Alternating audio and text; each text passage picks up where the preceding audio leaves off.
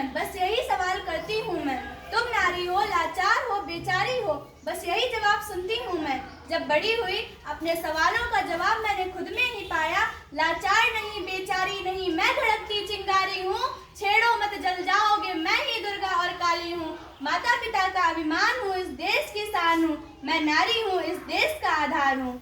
सर्वप्रथम आप सभी यही सोच रहे होंगे कि इस महिला सशक्तिकरण की आवश्यकता क्यों पड़ी, तो मैं आपको बताती हूँ। तो मित्रों, अभी भी हमारे समाज में कुछ ऐसे तत्व उपस्थित हैं जो ये सोचते हैं कि एक बेटी बेटे के समान नहीं होती। तो मेरा प्रश्न है उन लोगों से, यदि वे ऐसा सोचते हैं तो फिर अपनी पत्नी के इलाज के लिए एक महिला डॉक्टर ही क्यों खोजते हैं? क्या है उनके पास इस बात का कोई जवाब? कहने को तो इस नारी शक्ति की लंबी जुबान की हर कोई शिकायत करता है, फिर क्यों कोई एक गूंगी लड़की से शादी करने को नहीं तैयार होता है? वाह रे वाह, अजीब रिवाज है हमारे समाज का।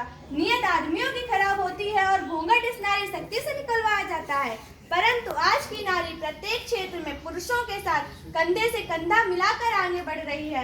और यही नहीं, समाज और सरकार भी इसमें अपना महत्वपूर्ण योगदान दे रही है। सरकार के द्वारा बेटी बचाओ बेटी पढ़ाओ योजना, सुकन्या समृद्धि योजना, उज्ज्वला योजना जैसी अनेक योजनाएं लागू की गई हैं तथा समाज भी नारियों के महत्व को समझने लगा है।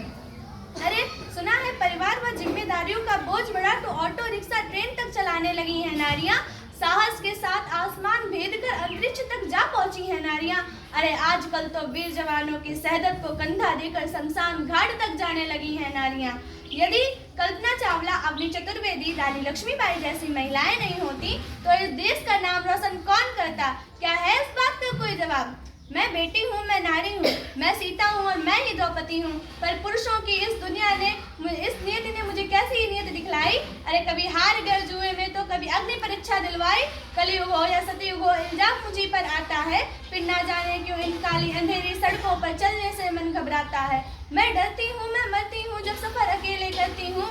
फिर उन अंधेरी रातों में दो बाहों ने मुझे खींच लिया, एक ने मुंह पे हाथ रखा, दूसरे ने आंचल खींच लिया। फिर मर्यादा की सारी सीमाओं को तार तार कर डाला। फिर मुझे उन अंधेरी सड़कों पर मुझे तड़पता छोड़ दिया। सबने तस्वीरें खींची, कोई मदद को आगे न आया।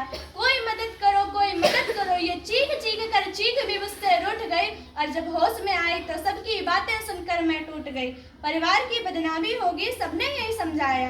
ये नई उम्र के लड़के हैं, थोड़ा बहक से जाते हैं, पर दुनिया वाले तुम पर प्रश्न उठाएंगे। क्यों गई थी काली रातों में, क्यों नहीं था कोई साथ में? क्या मेकअप था, क्या गहने थे, अरे क्या छोटे कपड़े पहने थे? सवालों की इन भूल भुलैया में अच्छाई कहीं खो सी जाती है। पर मत भूलो, सब भूल जाओ कहने वालों, सब भूल जाओ कहने वालों, मत भूलो ये नियति तुम्हारी भी हो सकती है। अगले दिन सड़क पर पड़ी बहन या बेटी तुम्हारी भी हो सकती है।